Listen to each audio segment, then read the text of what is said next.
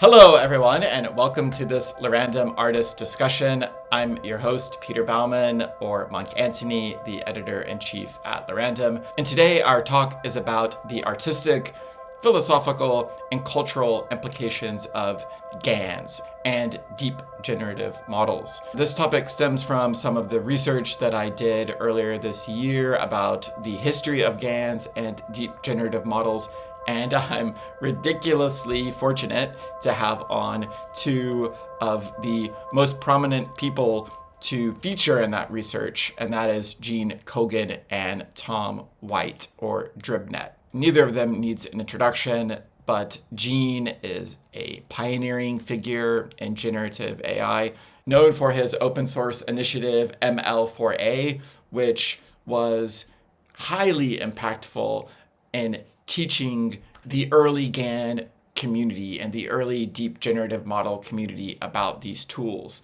And then Tom White, also known as Dribnet, he began his career at MIT working under John Maeda with Casey Rees and Golan Levin at ACG, where he developed ACU, which was this really important predecessor to processing. Since then, he's continued to build tools for computation and image creation. His work reveals the strange logic of how algorithms interpret the world. I can't believe I can talk to both of them about this particular subject. I can't wait. I'm so excited. So let's begin.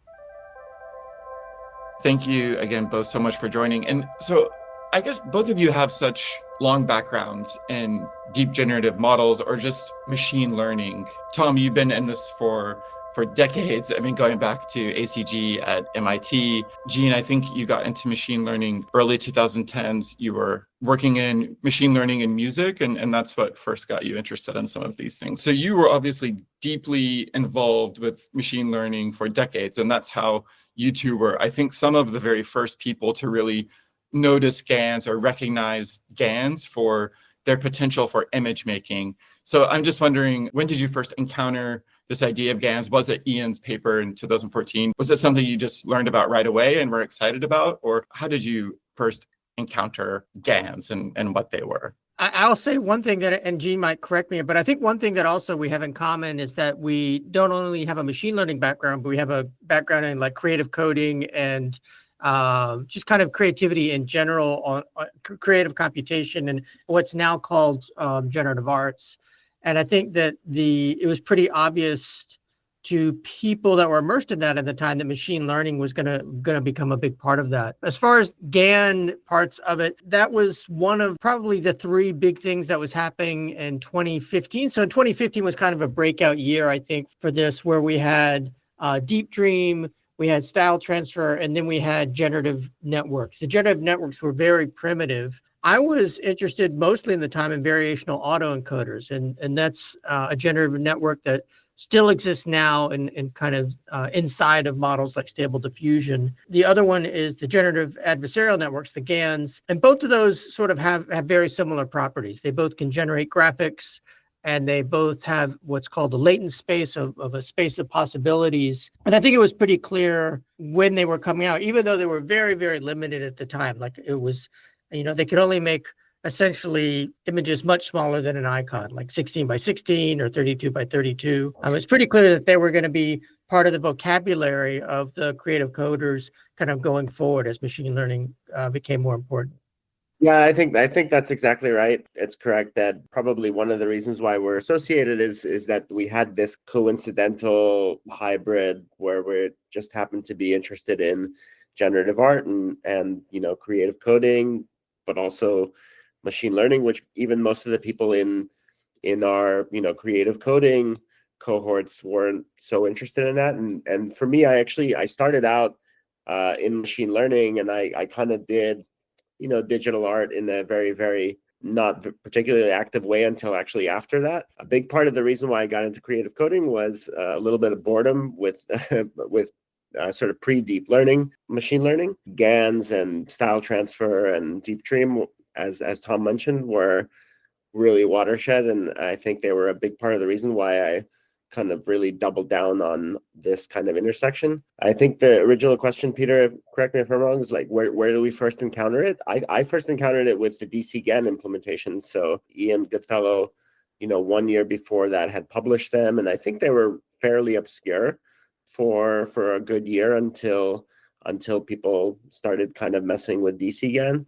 And before that, I had not really, even after Deep Dream and Style Transfer, they felt like they were kind of limited, and they were limited in because of, for technical reasons of how they actually work. And I think GANs and VAEs were really the moment where I thought, oh wow, we could maybe actually be doing kind of what we're doing today. I thought maybe that would take like 20 or 30 years rather than just 10 or 6 even. But it did feel like that was kind of the moment where I felt like we started making progress on image generation. Well, yeah, that's really interesting that it was DC GANs and I guess I would presume Alec Radford's tweets and maybe even some of Tom's too, because Tom, I think you were maybe the first artist to respond to Alec. I think maybe also Kyle McDonald. You saw some of his first tweets, I guess, about maybe VAEs and GANs in the middle of 2015, and then you also started playing around with some of it. So was your first encounter Ian's paper in 2014, or was it Alec's tweets? And I guess those were probably mid 2015, yeah, about a year later. Yeah, I guess it depends on what. So if Encounter is reading about it and thinking about it, then it would have been a year before when the paper came out. But if it's actually getting your hands dirty and training your own models and doing your own work with it, it would have been about 6 months or so before the DCGAN paper came out. But it wasn't with DCGANs, it was with variational autoencoders. The person in that space is Dirk Kingma, who ended up going to OpenAI. He's a super genius. He also did the Atom Optimizer and a bunch of other kind of foundational stuff at the time. But he did the variational autoencoder. Like I said, it has many of the same properties. And so I was working with that model, training my own weird data sets of stick figures or letters and numbers. But what we saw, and one of the reasons I was excited, is I saw the results that Alec was posting were much stronger than what I was getting. And so variational autoencoders treat the image a little bit differently. And so their weakness is they tend to blur the image. They tend to represent the data set a little bit better, but at the cost of kind of fidelity or believability. They don't give you crisp images. And what Alec was able to do, he was able to come up with a way with his team of scaling that up and making big images. And so as soon as he's posting these online, that it was kind of, I think everyone can kind of see the promise that these things could scale bigger and could be, bigger than 16 by 16 or 32 by 32 or whatever everyone was using at the time. One other thing I want to stress about this period, and Gene can probably speak to this, is it was really nasty messing with these systems. So it was, people complain today about installing CUDA drivers and learning PyTorch, but at the time, many of these systems were running on the original version of Torch, which was on its own language and Lua, and it was the dark ages of getting this stuff to work. So I think a part of it too, and I know Gene has this spirit too, is just the willingness to be frustrated and get your hands dirty and spend days configuring your machine to get any of this to work. It's easy to forget about that. There weren't tutorials online. There weren't trained models even. I remember if you wanted to do style transfer, just getting your hand on the trained models was a puzzle, because that's one of the things you had to do. So it was before you had the kind of support structures and the language support and the libraries that we have now. I'm also curious just how many people were doing that, were getting their hands dirty with it at the time. How many people that you knew of? I think we'll never know because, I think probably, if anything, there might be more people who were doing it, but not necessarily, active on Twitter as we were, or really even thinking that it's significant enough to talk about. Of the people that I knew, it was kind of, like Tom and, a handful of artists, the ones that are coming up that were in my world that I was checking up on. And of course, people like Alec Radford and, Dirk also. I was also looking at VAEs at the same time and just being active. There was kind of, I think, like deep learning had kind of crossed over into Twitter, not long before then. Like, I think there was kind of this emergence of AI Twitter, in that year or maybe the year before. And it was mostly kind of the young researchers who were, adopting social media that were active. It was really a big change in the culture of machine learning, because I had studied machine learning in college. It was 7-8 years before that. And it felt like, especially from a kind of like sociological perspective, it felt like a completely different world. It was sort of pre-deep learning. It wasn't even really very programming oriented. It was kind of like very theoretical and very mathematical, and decision boundaries and proofs and things like that, and not so much getting things to work. And it seemed like, most people were using things like MATLAB, and most people were publishing to academic journals and conferences, and there wasn't like arXiv yet, or arXiv was new at that time. The open, very public, deep learning oriented world really emerged around that time. And it was through this that I people first started discovering these things. And so, yeah, I don't think a very large number of people were trying to do more than kind of, install the software and maybe run the examples. But definitely, I would think that there were more people than we realize actually plugged in and trying to do some of the same things. It's interesting that like when that open deep learning period emerged that you talked about around that time, yeah, it makes sense that it would have kind of coalesced around Twitter, because yeah, Facebook wasn't really the popular, I guess, social network anymore for like people of that age, for like younger people. That was kind of when like our parents started using Facebook. Even if you just do very, very specific Google searches, which maybe you know that I've done some of those, like it's obvious that it does start right around that time, and kind of early 2015, arguably with Alec and some of his early VAE tweets that he put out. That, I mean, I think, Gene, you also called out some of the first latent space art, and I do want to talk about that, but I'm interested, Gene, that you talked about DC GANs as the catalyst for at least your interest in GANs. Was that the catalyst for ML4A? Was that what inspired you to begin those workshops even?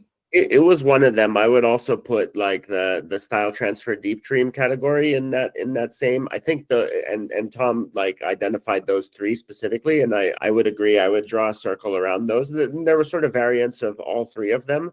There was all these kind of like no content texture synthesis, which I would also put into that umbrella. There were a few things going on at that time, but I think those three, they were definitely felt like a critical mass of things that you could put.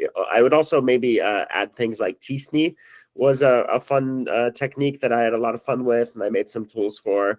And t-SNE is this technique for basically taking a data set of images or anything really, but mostly we were doing it with images, and then organizing them in a 2D space such that the similar data points are arranged near each other. You can actually do this with a VAE also. Basically, those were the sort of things in 2015, early 2016 that there was just so much relevance to electronic computational digital art that that ML4A made sense as a category of things that you could teach to students that were interested in electronic art. I'd like to hear both of your takes on this, but today with public discourse and AI, I feel like it's increasingly becoming fearful, or maybe the fearful voices are becoming louder, maybe, and maybe rightfully so. Yeah, I'd love to know what you guys think, but it seems to be more dominated by fear, downsides or negative sides to AI and machine learning. Both of you are involved with educating people about these tools, and I'm wondering, how do you see your mission to make these tools more accessible? I mean, especially, Gene, that was your mission with ML4A. How do you see that mission fitting into or challenging this darker narrative that seems to be emerging around AI? I think, a lot of the fear is born out of, a feeling of alienness, that this doesn't have to do with me. It's kind of an alternative to me. It doesn't need me. And so like I completely understand, like there is a sense in which it's profoundly changing a lot of the things that we do. The funny thing is, if the ironic thing I would say, like the first thing that you can automate, I think, fully automate is a creative, is like an artist, a digital generative artist using AI to make art.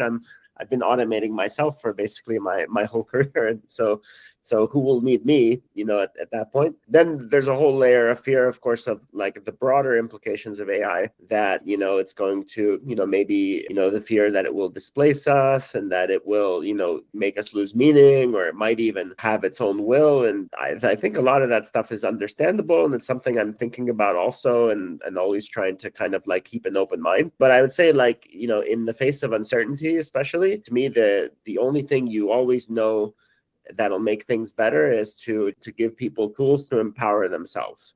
So, this is the technology. It's going to be the currency of how we make technological change happen on Earth. And if you know more about it, you're going to be better off. And we don't know in what sense you'll be better off yet, but you'll definitely be better off. It's just better than not knowing. It's hard to learn about these things, obviously. Like, it's, people have a lot to do in their regular lives, and so trying to reduce it to the elements that are most important, sort of digestible to them, most relevant to them, is, I think, the way to kind of like try to squeeze in a little bit of awareness and some dexterity with the tools. And I'm even though the word is overused, I'm a big fan of, democratization and just, open source permeation of these tools. I think it reduces a lot of the risk in ways that, and that's a whole other conversation. So I probably will just kind of leave it at that. But basically, dissemination of the tools and the techniques and the knowledge is a way to, I think, reduce, inequities that result from the technology. Yeah, I'll make three small points on that. I think Gene summed it up really well. One thing that I think is true is that one of the reasons this era is kind of fun to think about is that there wasn't a lot of those. You didn't have a lot of that background at the time. So in 2016, 2017, 2018, this was a weird, non-threatening, quirky technology that people were experimenting with. I think that it was, people were approaching it differently. Gene talked earlier too about how machine learning, the personality types had changed, and how people that were doing this 10 or 20 years ago, they're very analytical, they're very top down, and that's very true. And I think that, but that's also true, I think, of creative coders. I think that there's a lot of the programming libraries, by processing or P5 or open frameworks, they all kind of, you decompose a problem analytically and then you reconstruct it. And machine learning is coming at this from a different set of skills. I think there are a lot of people that are interested in this, but it is a different personality type, I think, that's interested in this, where you're teaching a computer from example. You're learning the importance of data sets. You're learning how to clean data. So I think it's a different skill set. But like Gene said, it's one that once you understand how the systems work, then you kind of see the creativity, and it's not a black box. It's not something that's always going to spit out the same answer. It depends on how it's configured and importantly on the data sets that it's trained on.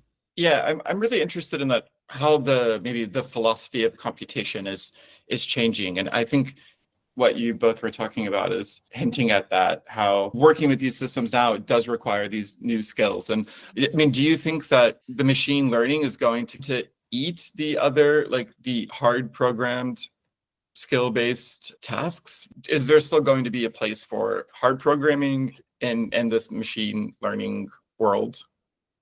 The thing is that like what programming means has always been changing, not just now. Programming, like very framework driven, kind of high level languages, interpreted languages that didn't exist 30 years ago, let's say, would have looked to people who were programmers back then as a completely different layer of abstraction, this mountain of computing resources. And so I don't think it's actually as fundamentally different.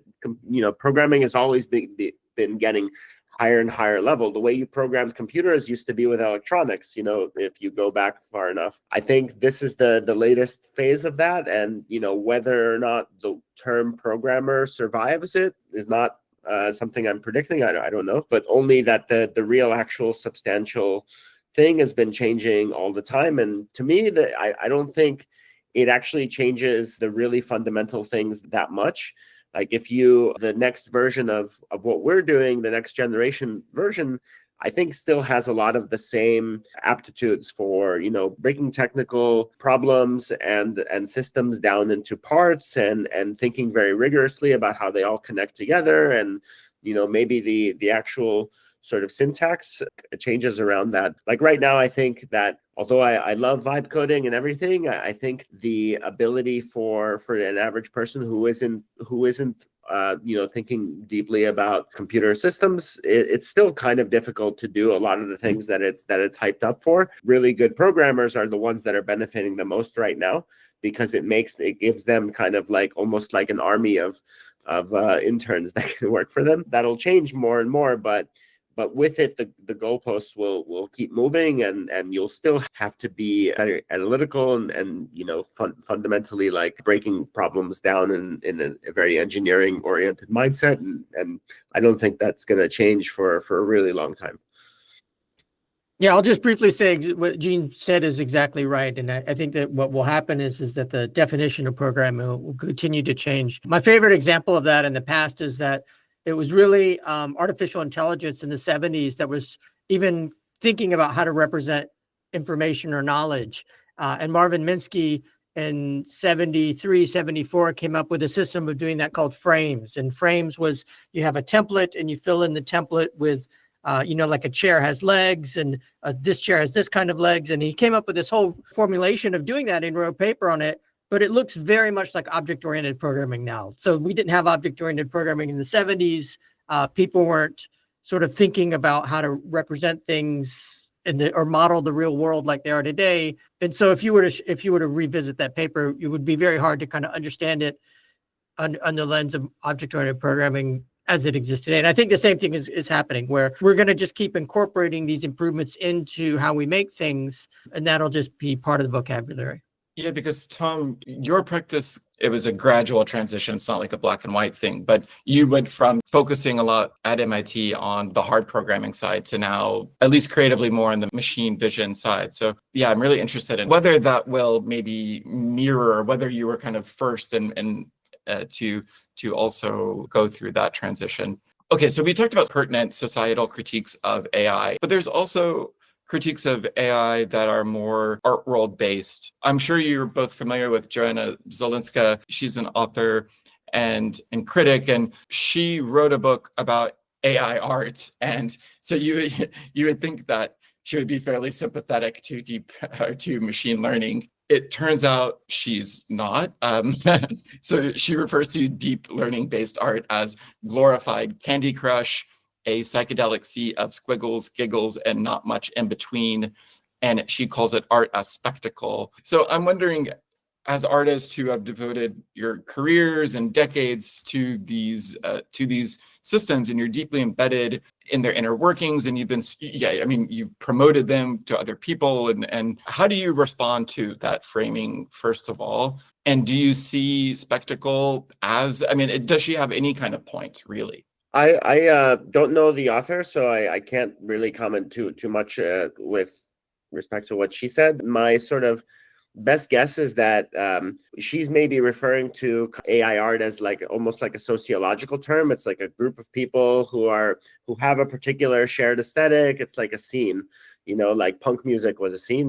There was no scene when Tom and I were doing this, and we don't think of it that way. We think of it as like a technology, and so to say deep learning based art, it's kind of, to me, sounds like painting based art or sculpting based art, and it's so broad that like I sort of don't know what you're referring to, and so the critique, I don't make much of it. I'll say like probably what she's kind of referring to is the fact that it's very possible to kind of mass produce very homogeneous, very sort of like average looking stuff because of this and because of the technology. And so in that sense, it's for sure, all of us are bored with it. There's even the term for it, slop. It's really easy to just make sort of shiny stuff now, and everyone knows it's easy. It's just like any other technique. If you work really, really hard at it and you're going at it from the perspective of, I want to find something that other people haven't, then you might make something beautiful. And maybe if she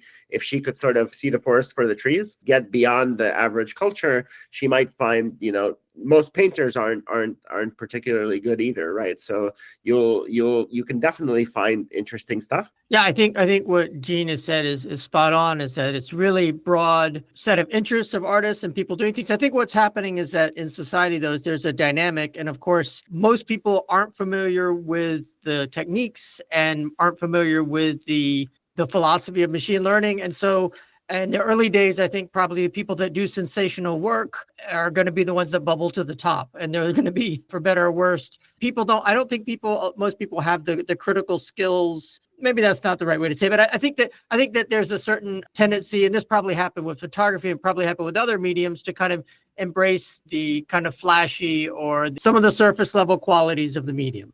And I think that's probably playing out now. Or, if you're not familiar with it, you don't know the deep bench of artists that are working on this. Even Gene and I have very different interests when we approach this. And if you look, you can probably find artists that are kind of quietly going into kind of deeper issues of how these things work, which might not make things that get projected 3 stories high. They might be looking at specific issues. Part of it is it takes a certain literacy from the public to understand how these systems work and what kind of piques their interest in certain ways. And I think we're still kind of working through that. I would encourage people, if they're interested in it, to look deeper at artists that both are getting publicity and aren't getting publicity, because there's lots of people doing this, and they're not all taking the same approaches.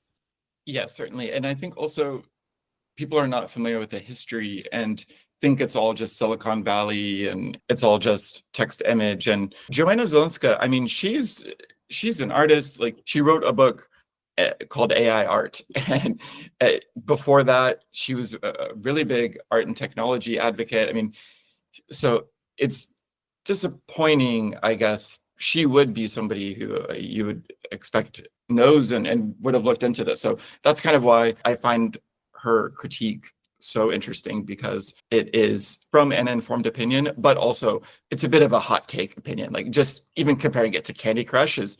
Well, there are lots of artists doing superficial work. I think that, I think we could probably make the same argument if we cherry picked certain things. So I think that it's probably a valuable addition, but I think that smearing a whole medium is probably not the way to go. I think what I would critically look at what her selected examples are. There's certainly very popular. There's certainly people that aren't engaging deeply and they're using it. It's very easy to make bad stuff with machine learning. And one difference between that and kind of traditional creative coding is that there's a certain kind of skill level you have to get to before you can do anything with creative coding. But with these tools now, like, anyone can. It's almost like when photography was introduced. Anyone can push the button. I think she probably has a point for some work, but I think that I'd hesitate to use that to color everyone working in the medium.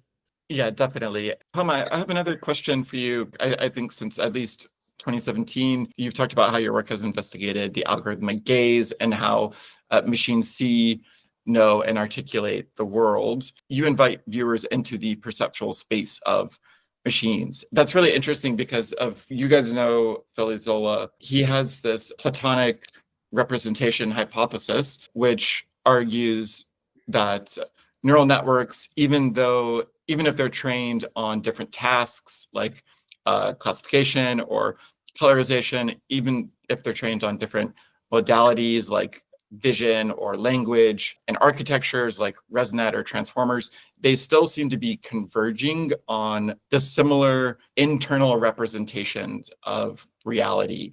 And he likens it, of course, to the famous Platonic analogy of the cave. And yeah, I mean, I find that fascinating that, I mean, it's somebody who knows this stuff extremely well, and he's making such a kind of, I think, bold claim. But yeah, I wonder also, I don't know if you're familiar with that hypothesis, but even just from that brief explanation, what you guys think of it and if that makes sense. Or yeah, so a lot to unpack there. I'll try to do it. If I start ranting, Gene, just jump in and shut me up. To go back, and you were talking about the algorithmic gaze originally. That is my main interest, is kind of how are these machines working, what's inside of them. Even going back before 2018, the way that I was looking at GANs and variational autoencoders, I was mostly interested in the latent space and kind of that space of possibility. So if you look at work that I present, it's almost always displayed in a grid. And Gene was talking about t-SNE and ways of organizing space. I was mainly interested in not any one output, but the space of outputs. And that's what I was trying to communicate artistically, is look at these faces that are all in the local manifold of possibilities. That's kind of what my core interest remains even now, and that's what ties my work together. As far as Philip's particular hypothesis, I think you summed it up well, the paper he wrote. I have a lot of opinions on it, but what I'll say is, first, I think that what he's saying is true for this point in time. I think that his grand theory on this is a little overblown. I think that what's happening is that we have language models and we have vision models, and they're both trained on the internet. And so, yes, if we learn that a basket can hold eggs in a language model, and we see a picture of a basket holding eggs in a picture, these representations are currently converging. Like, we can answer the same kind of downstream questions in both cases. And so the systems independently are learning kind of the same knowledge. And when you put them together, you get something stronger. I think that's kind of true right now in this moment. I think as we learn how to scale AI out into different domains where we're not training on a known corpus or in different modalities, we might see that hypothesis gets stretched a little bit. But what I want to say is that I really like, and I've talked to Philip about this, I really like that he's the hypothesis because he's asking exactly the right question. And I think that in AI, there's so many different questions you can ask. And I think he gets people thinking about the right things and talking about the right things in that, like, well, what's inside these systems? And is what's inside a language model the same thing as what's inside of a vision model? Is it changing over time? I think it's a great overall discussion to have. And I think that the hypothesis he puts forward is really a powerful way of structuring that conversation. Yeah, I know Phil, although I don't know I haven't read the paper or watched the talk, so I'm not familiar specifically with this. And so, but it looks very interesting, and I'd like to give it a read after this. But maybe just to add, I think we're all fascinated in the sense by maybe the same thing, even if we express it differently. And I think there is something about these models that connects to the bigger picture of human consciousness and communication that's always fascinated me. So I think early on, my read on these generative models is that they felt like they, in a very literal sense, they're sort of converging on some kind of like a median, like almost like the average of all sort of human, expression on expressed through images and text and audio, whatever else. And I think that you can draw analogs, for example, like deeply psychological concepts, like I've always seen analogs between that and Carl Jung's kind of theory of the mind as having all of these highly evolved shared archetypes, that we have these kind of categories in our very deep in our psychology that are shared, that we can communicate about, and that we find ways of talking to each other about even very abstract things like the self and the other, and God and life and person, all of these things. An interesting thing about machine learning is it feels like it's a way of actually materializing those things, taking all of this like very deeply psychological data in that it came from people's minds, right? Originally, and then you distill something, actually digital. You get real sort of evidence of these things. And so that's always been very interesting to me. It was kind of the big reason why I did this Abraham thing, which is kind of trying to manifest an artist that is expressing these things. And I think that we're all a little bit like, I do feel like I'm kind of grasping at it a little bit, and from another direction, from Tom and from Phil, but we all sort of see this like, it really shows us something about what it is to be human. That's probably the thing that I find the most, drawing into it on a personal level. Yeah.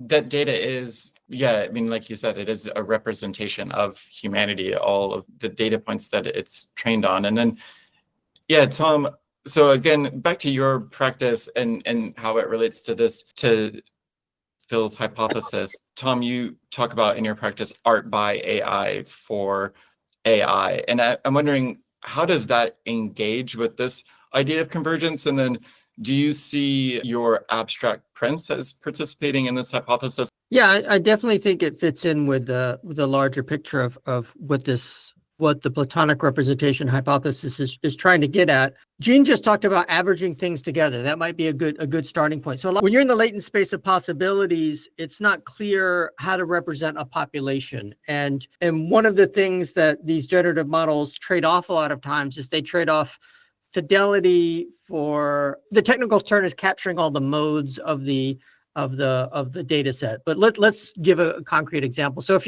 you're training on a data set of faces, probably very few people in that data set are wearing baseball caps, maybe 3 or 5 in a data set of 100,000 or something like that.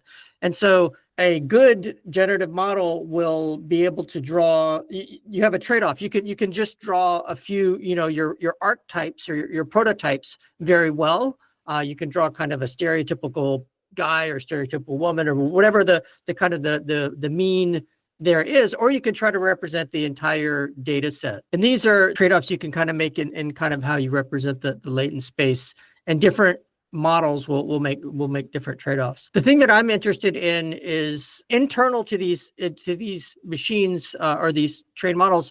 They kind of have these trade-offs when they're recognizing things. So I was approaching this as a study in abstraction, and what abstract forms could the machine create that they would then later be able to recognize. And it turns out that many of the mechanics of how machine learning works. So for example, when we train machine learning models, they're blind to left-right symmetries. And so a lot of times when they draw things, they draw them not kind of discerning the left from the right. Or if there's pollution in the data set, these images are sourced from online images. A lot of those are coming from eBay and other places. And so their idea of what a particular item is colored by that. And so the representations in these systems often diverge from humans' expectations. And that's something that I've looked at kind of passively with these objects, but also actively. So one of the series that I did was a series called Synthetic Abstractions, where I basically made abstract pornography, but it doesn't really look like anything. It's these abstract shapes, but they were made by these filtering algorithms like Google Safe Search, which are looking for objectionable content online. And if you take a picture of them or you upload them to an online platform, a lot of times they get flagged, even though they don't have anything objectionable in the image. The reason that that's intellectually interesting to me is that points to the fact that it kind of goes against the Platonic representation hypothesis in a way. If you take it in the large, like these are images which are not objectionable to people, but whatever it is that we've taught these machines to recognize must be divergent in some way, because they're able to draw things which are triggering these filters. So they have a different kind of broader sense of what these filters are supposed to do. So that is my interest, and I do think it ties into this hypothesis, and it kind of points to the representations that we're all carrying around kind of subconsciously and not thinking about. Gene, you gave this talk about decentralized AI, but that was about 8 years ago. I think it was 2017. And both of those things were in very different places. The kind of these concepts of decentralization and also AI, they were both on the kind of the cusp of broader cultural adoption. So I'm wondering, in 2025, how has your thinking shifted now that, these things are a reality in a lot of ways, and what part of your original vision has held up, and then what has been a surprise, maybe in a good or bad way? Yeah, the original kind of interest in decentralization was that a lot of the technology that was being built, these decentralized computer networks and blockchains and things like that, they're creating a system for communication, value transfer, especially, that is basically permissionless and borderless, and was so much more amenable to automation than any of the sort of legacy systems that do that. And so it felt like a natural convergence for AI. AIs really want these kinds of things to be able to transact and value transfer. And do sort of value transfer. And so in the sense, one part of it is just I'm always curious about new technologies, new computer technologies, but especially in this case, it felt like these two of AI and decentralization, which feel kind of very in the sense like, and still are to a large degree, they're very divergent fields that, and people don't generally work in both, because in the sense AI is actually in intrinsically centralizing more than anything, and so there's kind of that friction there. But AI really wants digital currency. It's the way that AIs can become for something to have true agency, it has to be able to participate in the economy.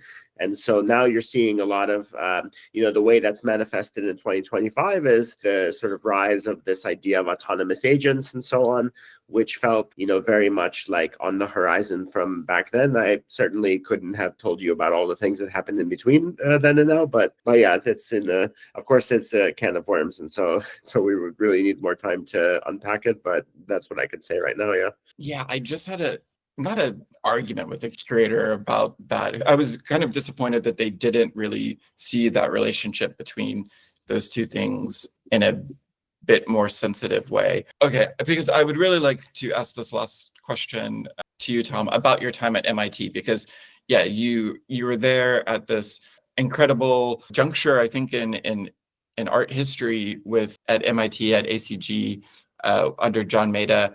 And so you worked on ACU, and which was this, for people that don't know, it was a toolkit that was really important for the development of processing and P5. And so I'm wondering how those early experiments in interactive graphics, how did they shape your later approach to neural networks and machine perception? Yeah, I'll say two things on that. So one is that even when I was there, my interest was AI in a sense. I think the artists of the time, like Harold Cohen, and one that I think is still doing work and doesn't get enough people covering, is Carl Sims. So Carl Sims was doing amazing work and still does work, but the language was different at the time. So the language was genetic programming and things like that. And so I was dabbling in those things. But to your point about how the work specifically at John Maeda's group, I'll say, primed me for what's happening now. I think the main thing is that it was really freaking hard to draw anything at the time, and people don't know that. So like I talked before about how terrible the toolkits were. At the time we're in the late 90s, the toolkits for drawing were just as bad as the early deep learning toolkits. And strangely, a lot of the core the core competencies is the same. Like if you were good at linear algebra, you could probably do some pretty good graphics programming. But it was really hard. And I think what Maeda showed is that if you can build a system around that, you kind of trudge through the forest. Somebody has to be the person with the machete going through the forest, kind of figuring out the paths. And I think maybe the philosophy of the approach in general was the main thing that primed me, is that deep learning was kind of the same way. But when I saw it coming out, I saw like style transfer and